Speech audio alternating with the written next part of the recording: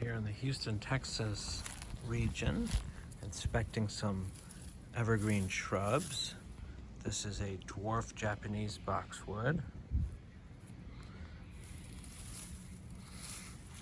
Begun to develop cloud-like shapes. This was more or less just an indiscriminate globe. So we're gradually shaping it into clouds. Now the new growth in the spring has completely emerged and it's hardened off. So the cloud is a bit obscured, but I think you can tell there's a little more modulation and variety. So as this plant develops, it'll add more interest and it'll be a little easier to maintain as opposed to a uniform shape. So the pruning cuts are generally made about there. And then this is new growth, I believe, if I understand that correctly. So that's pretty clear there. It's probably cut back to there, then you have a new inch or two. Some of these it's maybe more obvious. Let's see. So they're cut back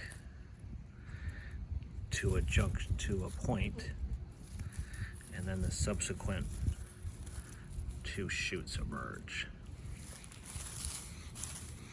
Now for contrast, right next to it, we happen to have a dwarf native holly, Yaupon Holly, and we can see the difference there.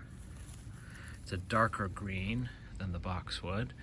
It's suited to the climate, drought, heat, humidity, winter freeze.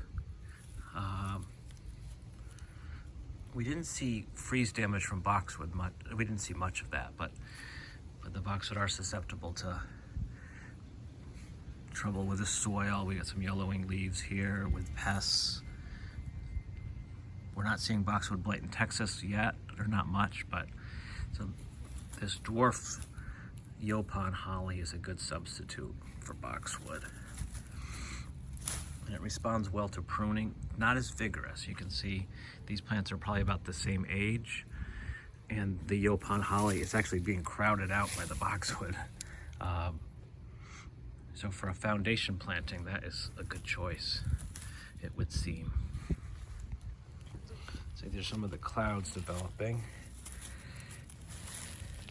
And there's some interior growth too.